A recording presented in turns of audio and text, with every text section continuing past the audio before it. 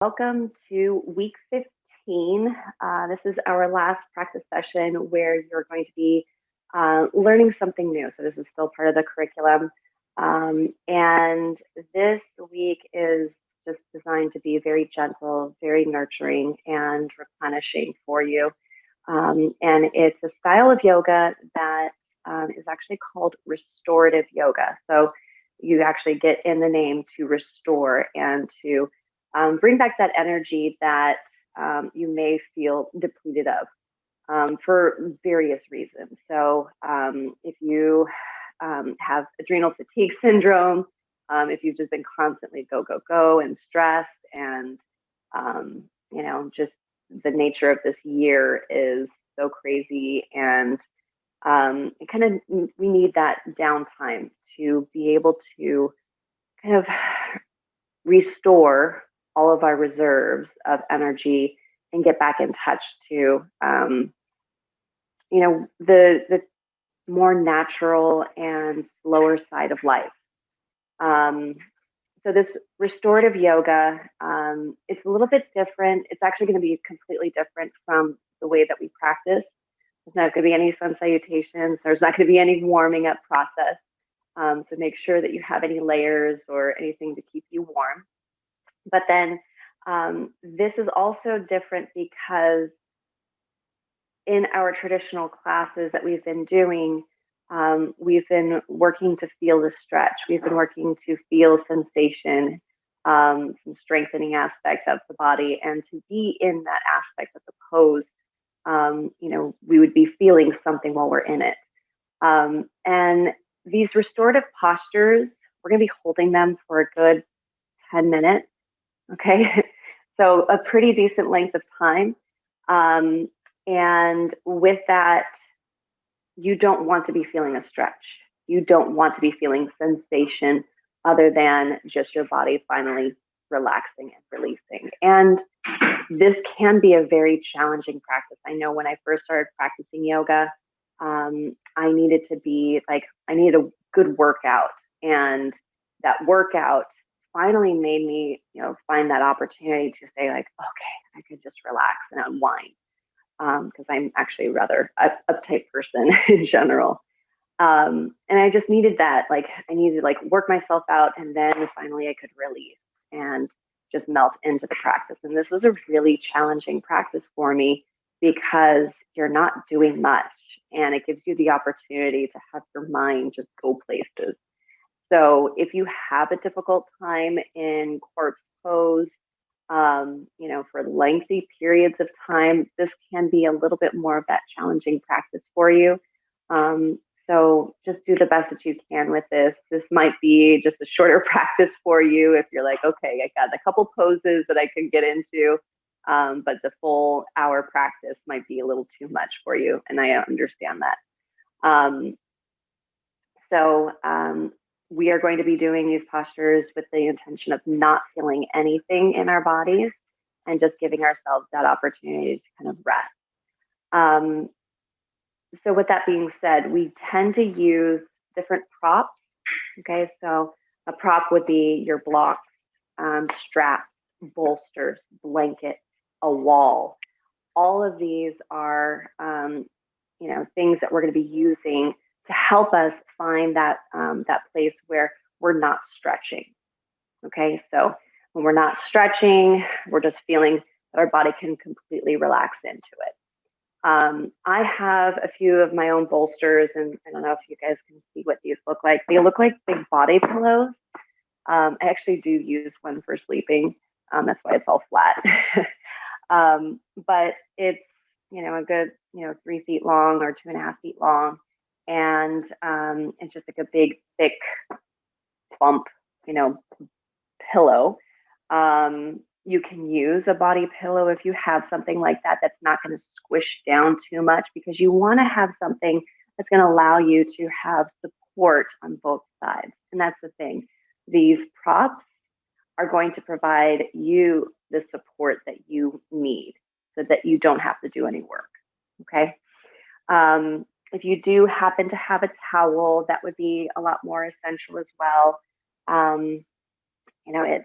If you were to go to a restorative class in person at a studio or with a private teacher, you would have all of these props available for you and you wouldn't have to worry about that. So I'm going to modify this practice based on trying to see what resources that you would probably be able to have.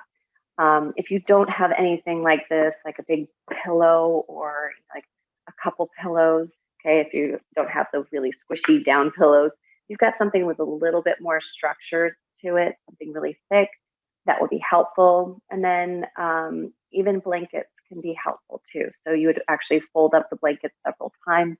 And I actually go steal a blanket off of the couch so that you guys can see.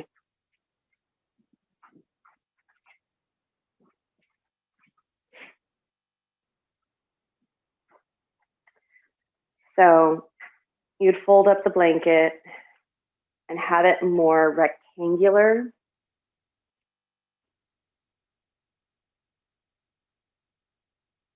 Like so. So just fold it up enough so that when you do support yourself, there's going to be something thicker that's going to come between either you and your knees or any other part of your body. So we are going to start off, we're going to actually start off in corpse pose. We're going to end the practice today, and you're going to be responsible for knowing 2 of these poses. However, we've already done some of these before. So corpse pose is actually the ultimate restorative posture. Okay, so just lying down, doing absolutely nothing. We're going to start off with corpse pose, but you're going to be responsible for knowing legs up the wall pose, viparita karani. So legs up the wall pose, but we're going to improvise. If you've got a bookcase or a tree nearby or a couch or your bed, anything where you can put your legs up on there. If you have like a couch or a bed, obviously you may not be able to have your legs straight up, but you can have your knees bent and get a very similar effect to the posture. And then, so that's one posture that you're going to need to know for your final exam next week. And then also reclined bound angle. Okay, so we're going to start off in our corpse pose. And so get yourself nice and comfy. And if you need to see any of these, feel free to look and see what we're doing. And then you can set up your props to help you and then get into the posture afterwards. So we'll have plenty of time. We're only doing about 4 poses today. All right. So we're going to get into corpse pose and a few things that you can do to make corpse pose a little bit nicer for yourself. If you do have those pillows or blankets, you're going to want to have those nearby. You can see that I'm going to have my bolster set up where it will be towards the back of the mat for me. My timer. And I'm going to have my knees bent over the bolster, and my feet are going to drape over the other side. Okay. You're going to set yourself up lying down on your back. And if you do have that blanket, sometimes it's just really nice to lay the blanket across the midsection of your body. Now, this tends to be the area where we generate the most, or we keep most of the heat in our body. So it's nice just to keep that warmth covered over your torso and midsection along the pelvis. In traditional yoga studios, you might see those cotton Mexican blankets, really pretty bright ones. And you'll have a lot of these, cushioned, and you can even provide them in that horizontal, kind of like little tuxedo shape. All right, so you'll find yourself with your knees draped over something. It can be a couple pillows. You can use a blanket that's rolled up, and then place your knees in that bent way. You'll have your toes turned out the same way that you would in our regular corpse position. And then if you're liking to, you can take your towel and you'll place the towel over your eyes and just allow yourself to settle into the pose.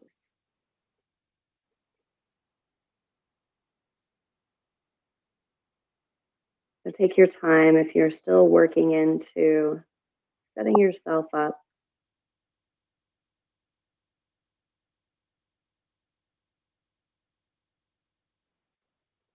And once you find yourself there, it may take a little bit of time to unwind, maybe allowing the shoulders to fully sink into the ground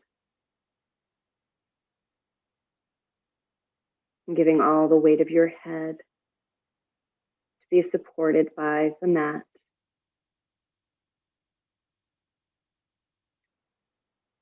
For your eyes to close and really learn and appreciate what it feels like to let go of that external world and just tap into this internal place.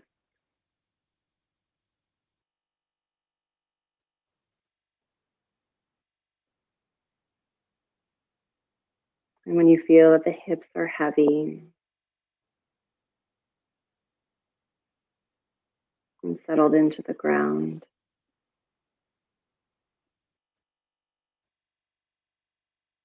just begin to breathe. And breathing into belly, chest, and low throat, and easing the breath fully out.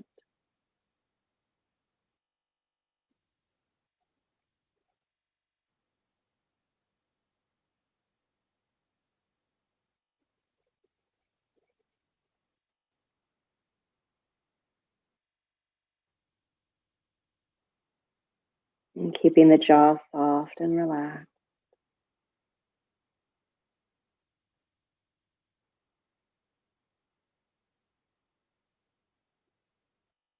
Your eyebrows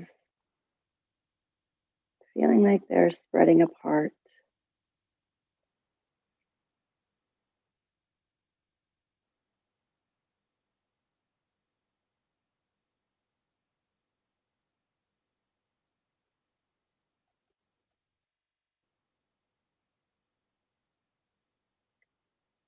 And just begin to notice what you're feeling.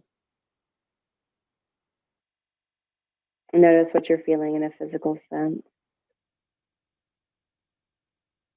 If your muscles and joints you feel like they're sore at all, if they're stiff or loose.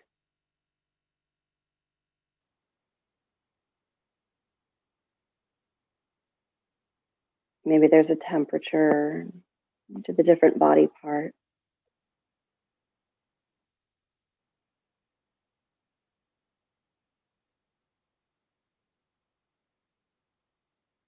And noticing if there's any type of tensility that might be there. And this tension might be a result of limited movement and range of motion.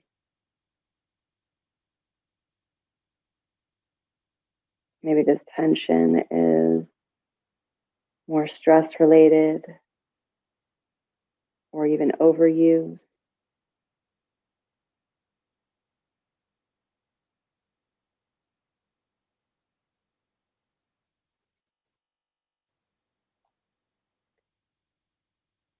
And then just relaxing into your energy levels right now.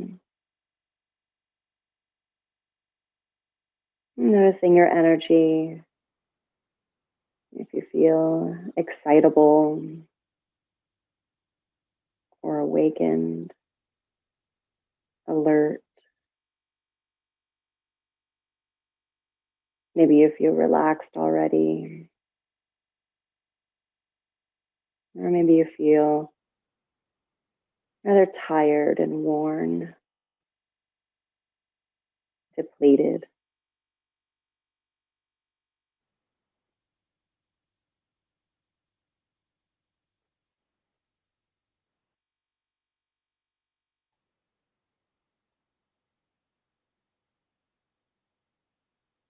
And again, just noticing these energy levels. And this can be from action and inaction. It can be from something we ate or didn't eat. It can also be related to our sleep.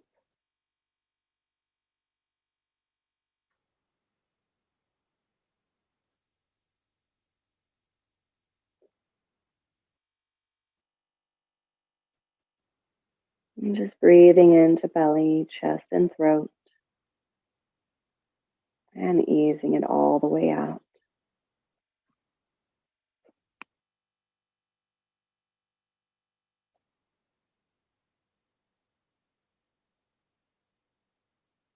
Then begin to notice your emotions.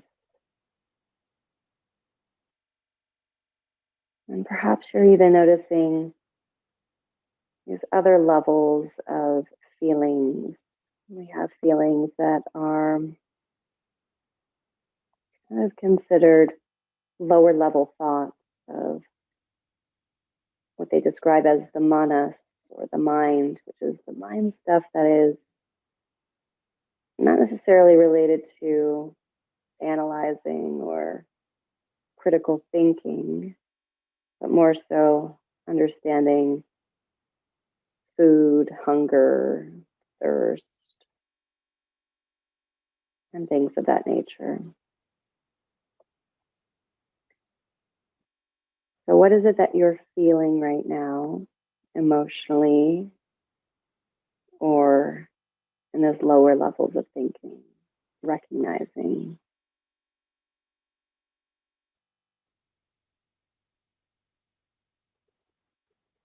And if you don't have any emotions and you feel rather neutral right now, that's perfectly fine. A lot of times our emotions are this type of residue from the things that we are thinking about. As we think about or slow our thinking, we allow ourselves to let go of some of those stronger held emotions and just become more calm and subdued.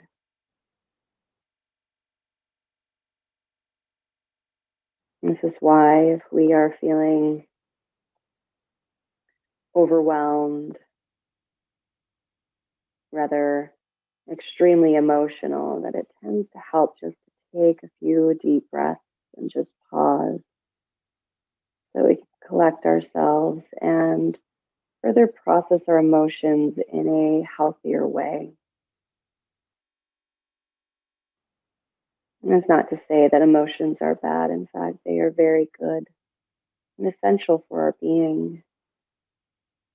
We need to recognize and acknowledge these emotions, but knowing how to do so in a healthy way.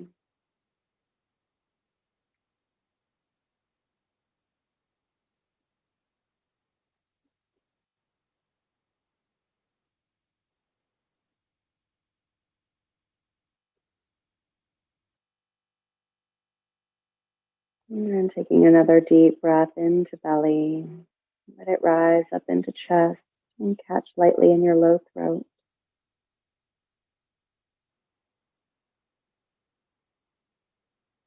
And emptying out fully.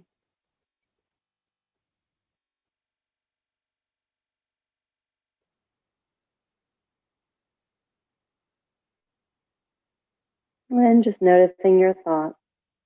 These might be just general thoughts of where you are, what you've done, where you'll be.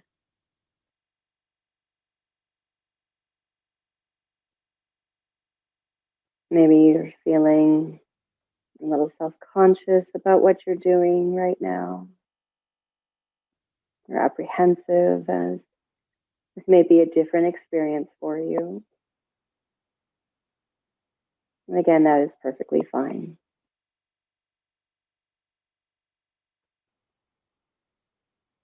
And just recognizing your mind and the thoughts, perhaps the pace of your thoughts,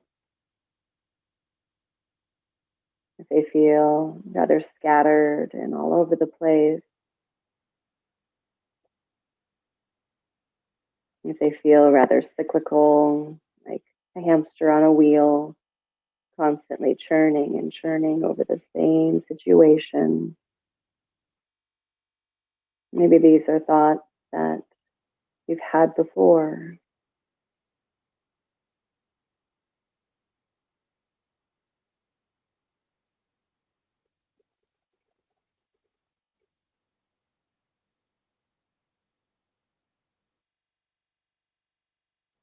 And just slowing down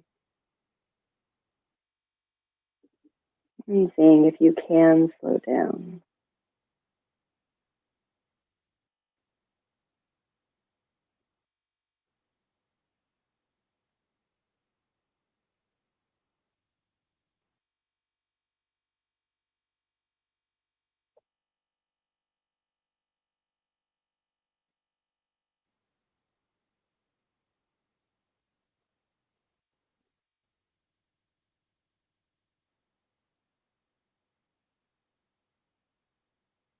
And slowly take another full breath in.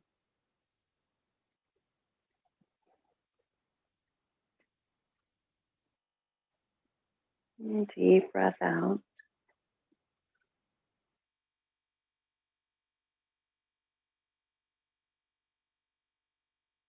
If you have something covering your eyes, allow it to release. And just shifting it off to the side. And bringing yourself back into the room where your environment is.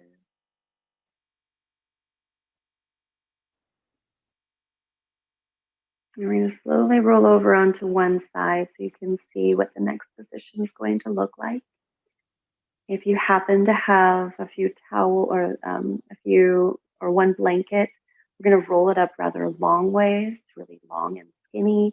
If you have two bolsters or a few pillows or something you could put underneath your knees, you'll want something that will be even on both sides. All right, so coming out of the pose, corpse pose, if you have a blanket or a pillow, gently bringing your feet to that blanket or pillow. And you'll turn yourself over onto one side and then pressing one hand into the floor, extending your top leg and making your way up to a comfortable seat. All right, so this next position is called reclined bound angle. And we've done bound angle before. It's also cobbler's pose when we're seated. And cobbler's pose, as a reminder, is where our feet are together, the knees are apart. And as we're doing this in a reclined fashion, we're just going to be lying down in that same sort of fashion. But with this particular posture, for most of us, we're not going to have our knees on the ground. And so it'll be helpful for you to have your knees propped up on something, like a couple pillows, something that can support the legs so you're not feeling like an intense stretch in your crotch and the groin area. Okay, so again, you don't want to be feeling this in a long stretch or a stretch for that long a period of time. You'll just be walking funny after that. So to set up for this position, if you have two pillows or as I have bolsters, I'm going to set up my bolsters and pillows at an angle. Okay. And what this is going to do is it's going to mimic the shape of my thighs. My feet are actually going to be on the other side of the pillow. Okay, so the knees are going to be, the outsides of the knees are going to be supported by the bolsters. And I'm going to come down onto my back, lying all the way down flat. Okay, so if you can see that my feet are together, okay, my knees are apart and they are creating this diamond shape. Okay, and you want to have your pelvis set up where it feels rather flat and neutral.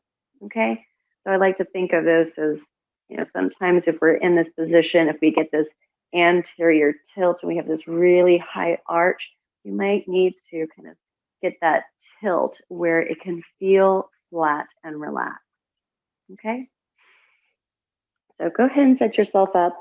It was rather chilly by my fireplace, so I'm going to grab a blanket and place this over my abdomen and belly. Now you have a few options for arm placement for this posture as well. And one of my favorite variations of this is known as double diamond. And with double diamond, you'll have your arms in a diamond shape, and you'll take the arms up and overhead with the hands touching and those elbows bent. Okay, so you're creating a diamond shape with your legs, a diamond shape with your arms.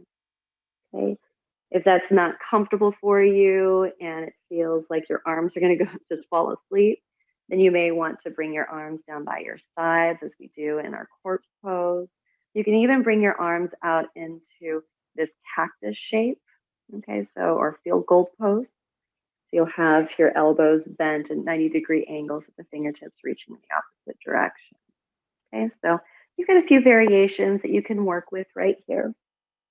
And again, very similar to our corpse pose that we just came out of, that we find ourselves in this place of rest and relaxation.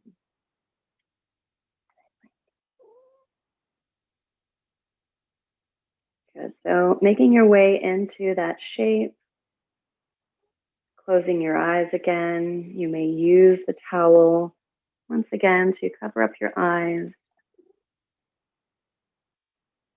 And just relax your mouth and jaw once more as you settle into the posture.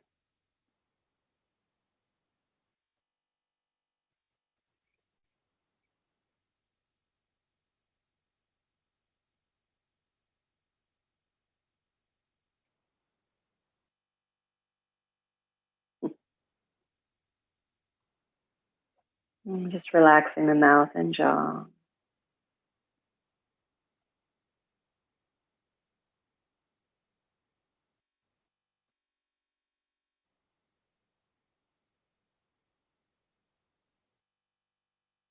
And once more, breathing into belly, chest, and throat. Exhaling the breath fully out.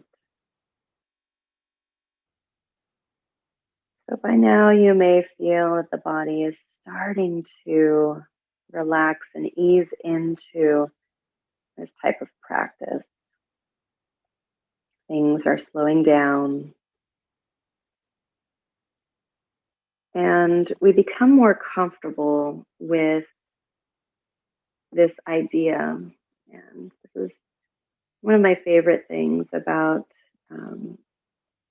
that I've learned about with Italian culture is that they have this idea, and the phrase that they use is "la dolce di fare niente." And what this translates to is the sweetness of doing nothing. And it's a really hard concept for a lot of us who tend to thrive on productivity. Maybe we feel like our value, our worth is tied to how productive we are, how much stuff that we're doing, and, in a way that we feel like we're so busy or we have to be busy.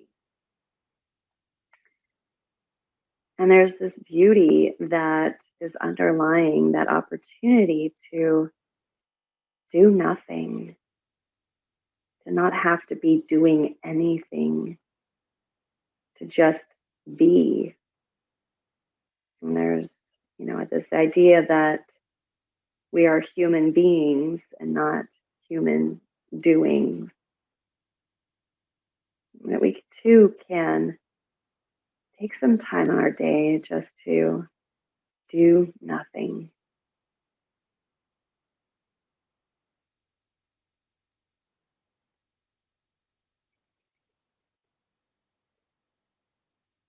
And so if you notice that you are one of those people that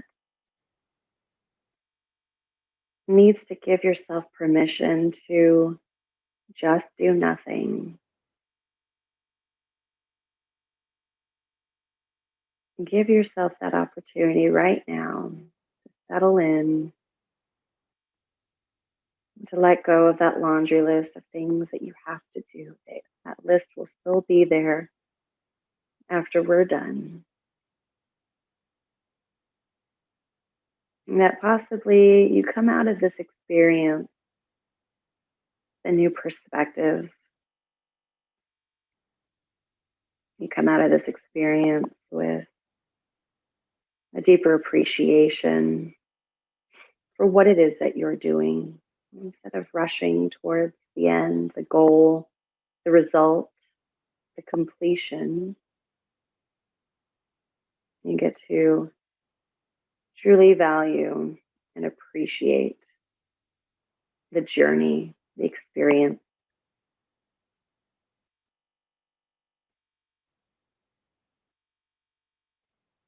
And that's what this practice is all about.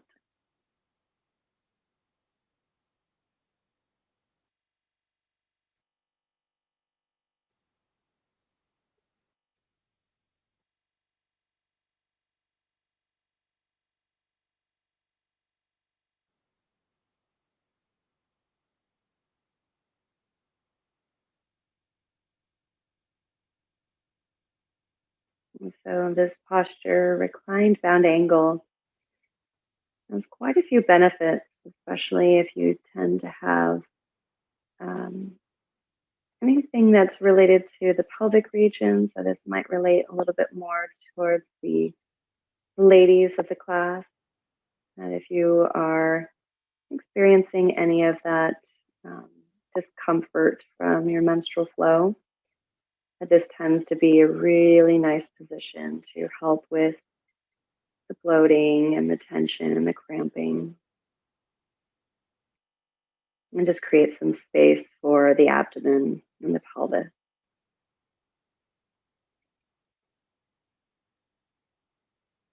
And aside from that, it also helps us just to experience this natural flow. And this the pelvis region is known as this basin. It's the literal translation for pelvis in Latin, is basin. And that this basin is this holder of water, fluids. And if we feel rather stuck in our pelvis, we might feel frozen and rigid, and perhaps even blocked in our flow of life. As people describe, just going with the flow. And that is what happens as we start to release in this pelvis and allow that natural congruency.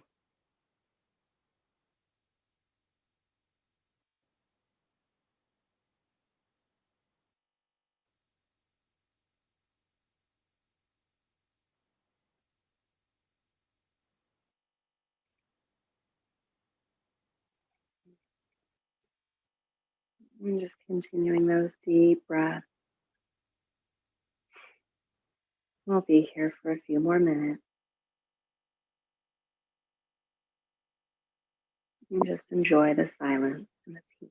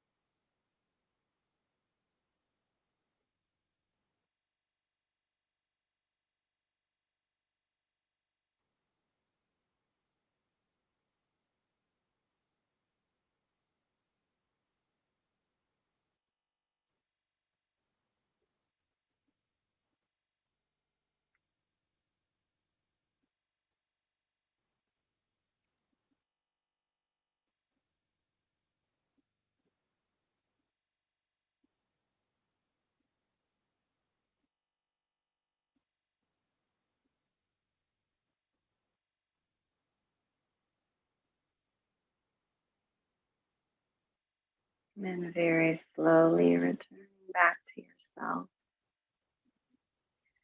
Feel free to rock your head side to side. If your arms are overhead, bringing them down again.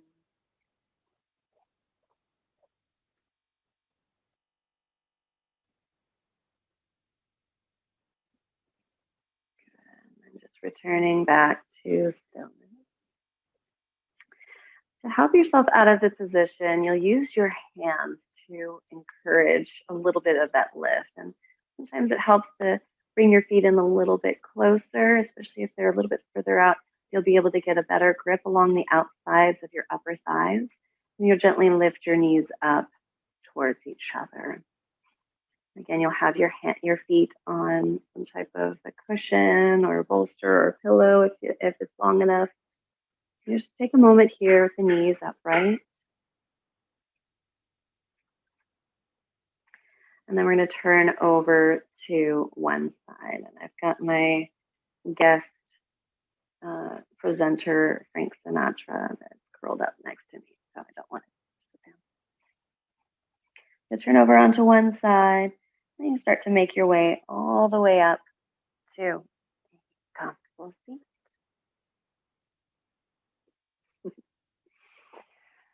All right, so that was reclined bound angle. How are we doing so far? Thumbs up, we're doing okay? Yeah, good practice, right? You're like, oh, it's like taking a nap. All right. You're like, what are you kidding? I was taking a nap. All right, so next position, if you do happen to have a blanket or bolster, we're actually going to be doing a twist. And it's a very gentle twist, but if you happen to have this blanket and folding it up in a way that it'll be longer, okay? You can do it in that fashion, okay? I'm going to do it with my bolster, just so you can see what this looks like. I'm going to line up my bolster so that it lines up the same length as my yoga mat, okay? And to come into this pose, you're just going to have to watch this one because it might be a little bit confusing and tricky. You'll sit with your back along the bolster. I'm going to turn my knees over to one side so that they're sort of stacked. And then I'm going to lie across the bolster. Okay, so you've got your opportunity to lie here, okay, onto the bolster. If this is, this would be your first level of the twist here. Second level is where you're turning your belly onto the bolster, okay? I like to have my elbows so that they're directly underneath me, and same side, left elbow looks the same exact way, and just in this fashion, with my head facing the same direction of my knees. If you'd like a little bit deeper twist, you'll turn your head in the other direction, and you'll go in that fashion. So again, the intention is not to really feel a stretch, although you might be feeling a little bit of sensation in your body. So feel free to set yourself up with that, grabbing whatever blankets that you may need to give yourself that extra warmth and comfort here.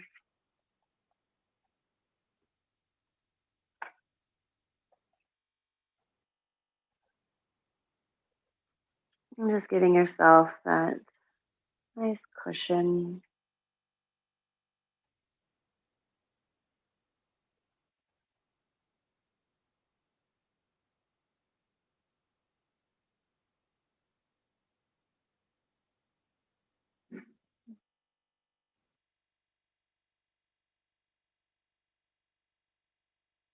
You might find yourself, I'm going to take the blanket out so you can see my knees. You might find yourself that in this particular position, that within this twist, that you make it or lie down like this at point. Maybe you have one knee up and then the other leg extended back behind you.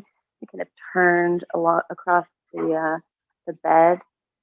Okay, this might be a very similar sleeping position, especially if you're a belly sleeper. but trying to look for the symmetry in other parts of the body, so the knees stacked, as well as the ankles stacked, and then the elbows would be on the same on both sides. And some of the benefits that we experience from these twists, beyond just the musculature, but getting deeper into these internal organs of the abdomen, the liver and kidneys, your intestines, the pancreas. All of these get these nice, healthy squeeze. And this squeeze, from the yogic standpoint, is helping to create a little bit of that,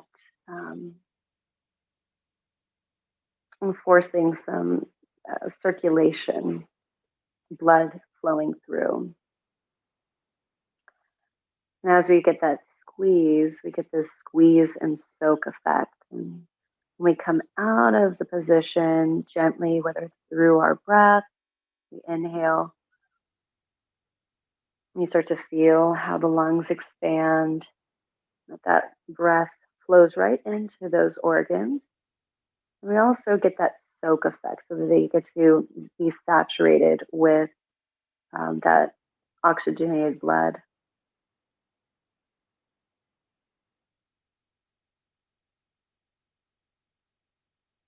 And aside from this, we just get to feel this gentle raveling of the body. And as we will venture onto the other side, this raveling of the body really feels good. It's one of those, it feels good in the moment, it feels good immediately after.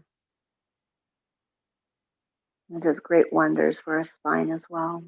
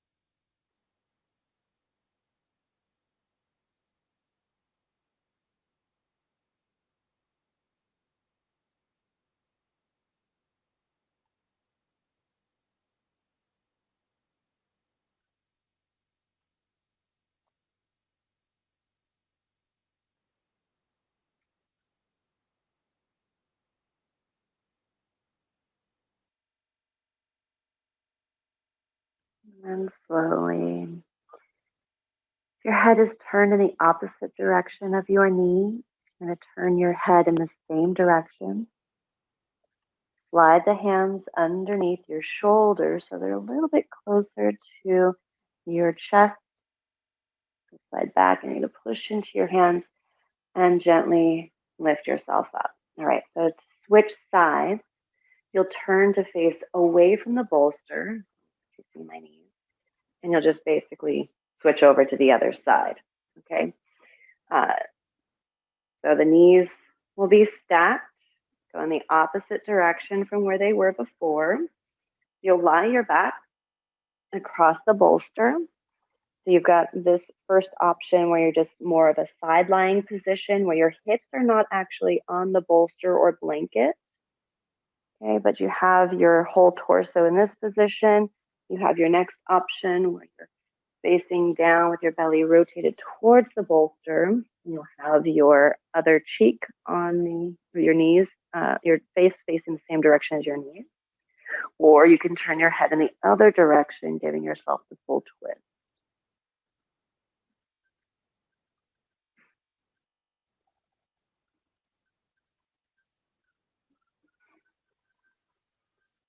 And so I'm giving yourself some time to settle into it.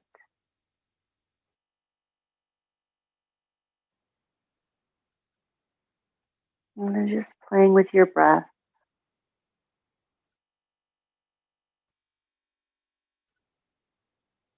Noticing if the depth of your breath changes, how you feel in the pose, energetically, physically.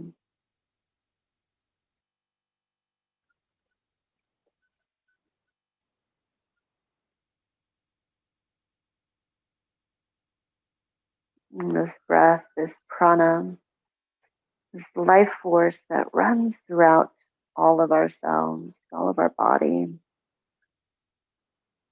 is what animates our body and gives it life.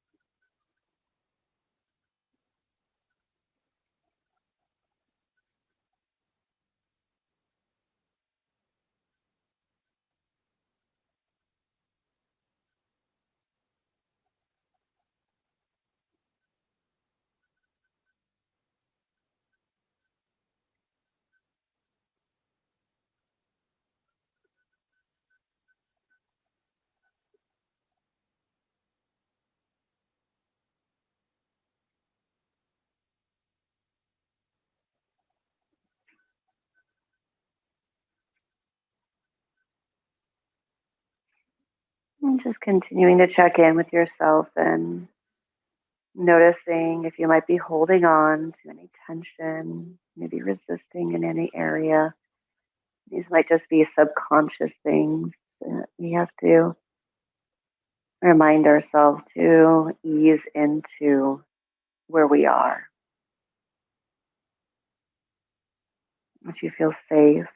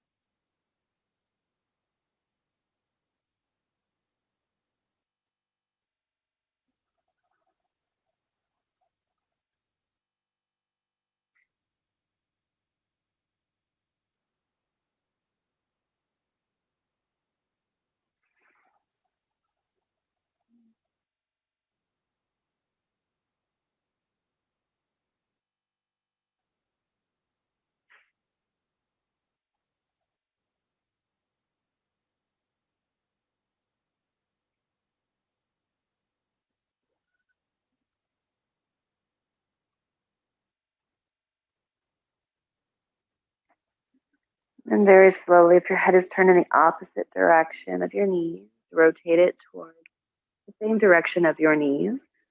yourself a moment to neutralize the spine again.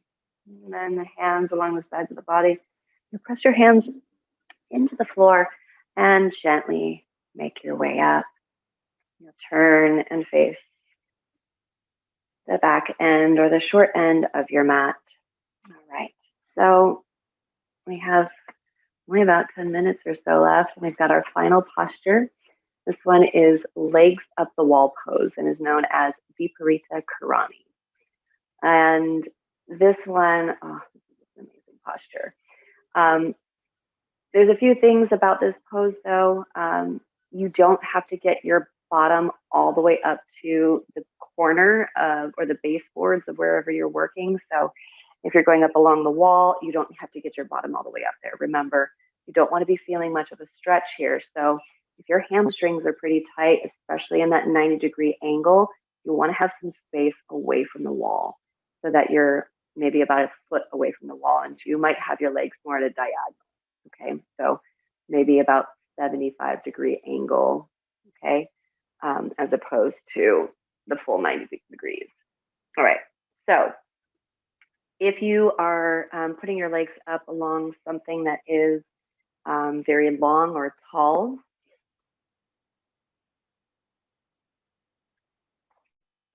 okay,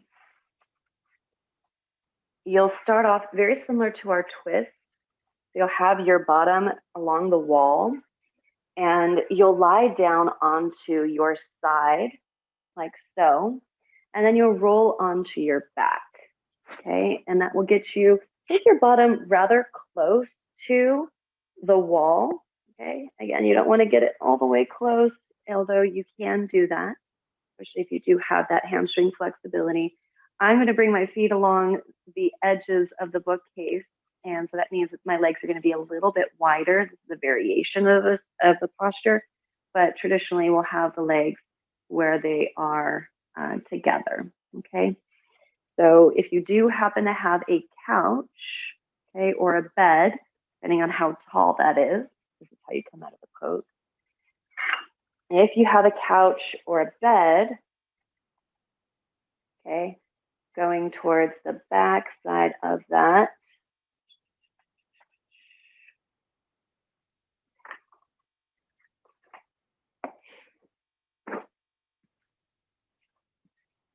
you may have yourself set up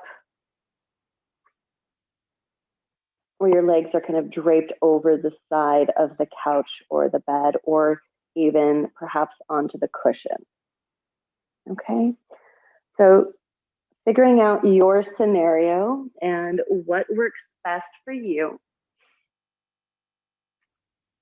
And we have very similar arm positioning for this. You can bring your arms either down by your sides into that corpse pose position in that downward V shape. You can have your arms stretched out wide if you really feel like you need to have a big chest opener, or even into those field goal posts if that feels very comfortable, or even your double diamond shape with that diamond shape, or hands on the belly. So find whatever works best for you. Feel free to lay a blanket across your belly or your abdomen just to keep you warm, and make your way into the pose.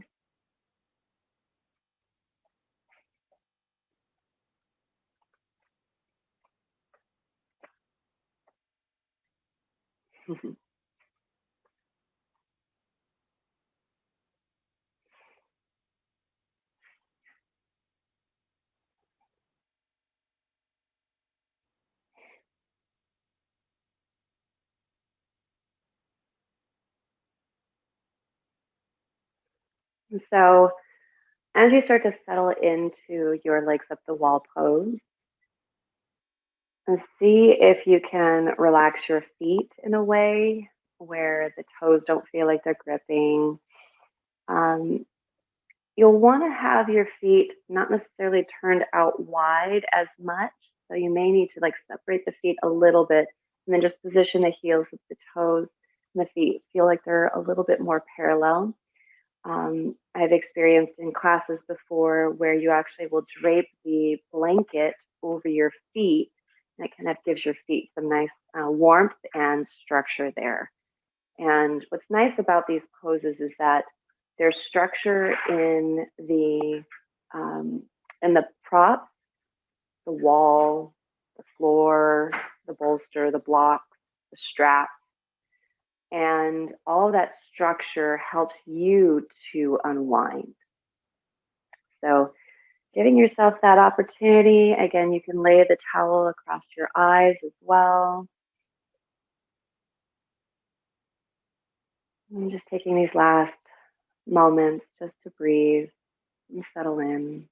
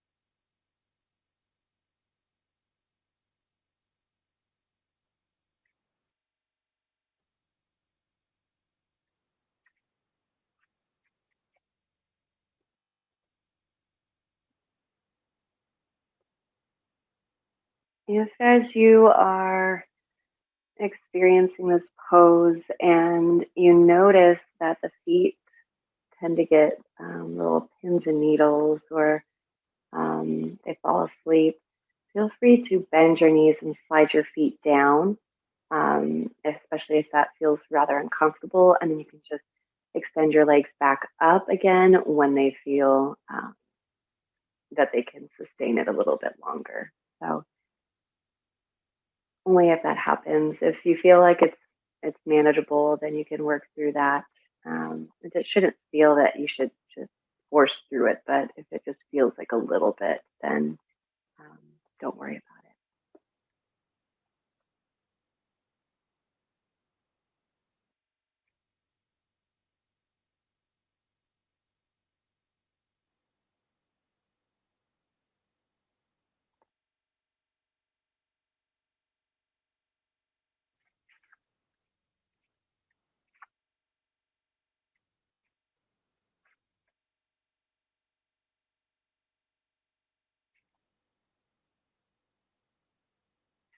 And taking a few more of these deepest breaths.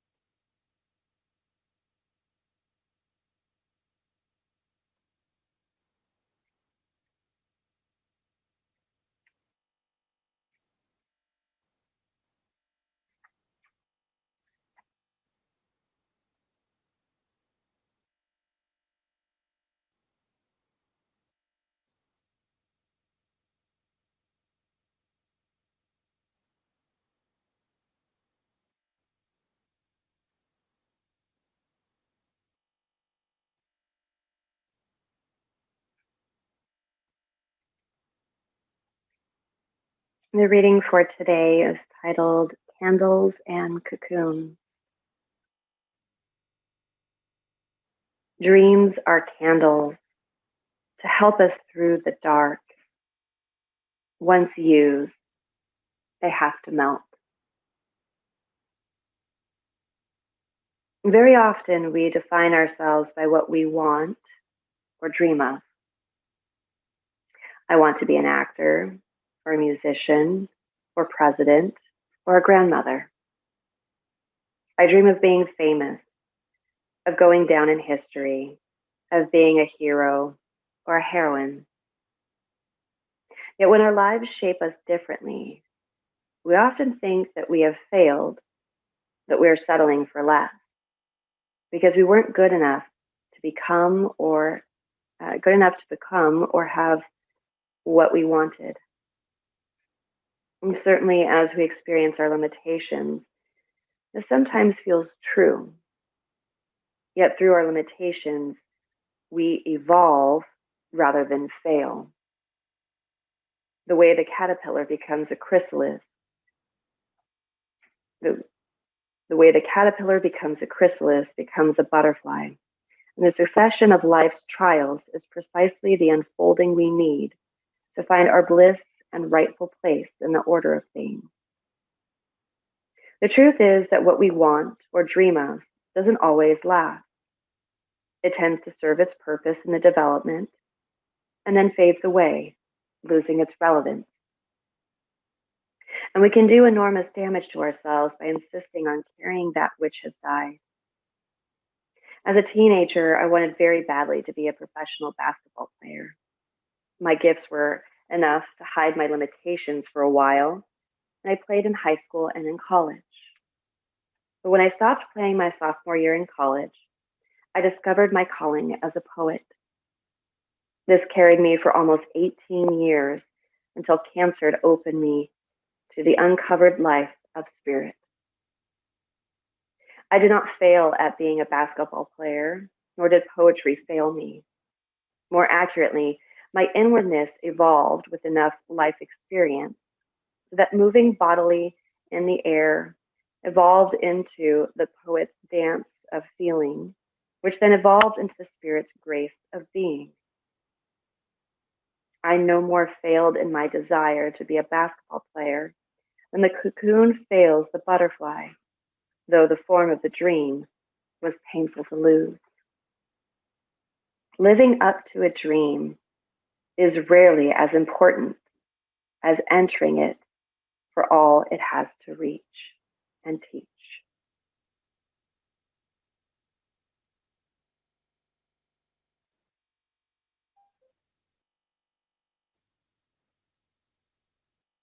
And so try to recall the first dream that really took hold of you. What did you want from this dream? What has the dream taught you, and where has it led you?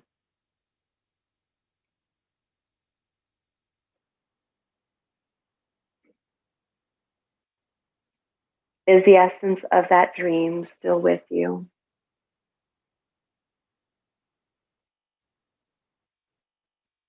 Do you have a dream now? And what is this dream teaching you?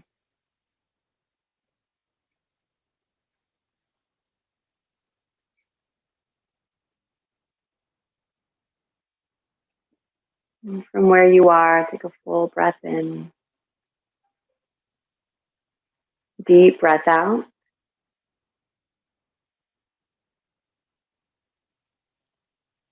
And slowly begin bringing your legs down.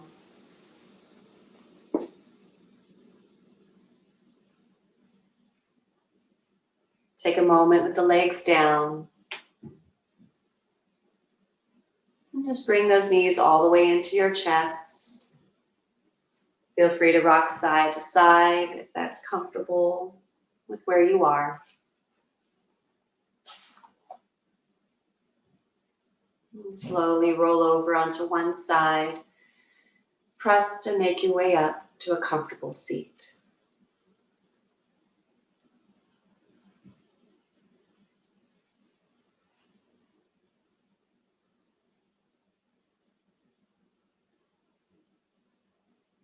And sitting up tall, bring your hands together at heart center. Bow your head softly forward.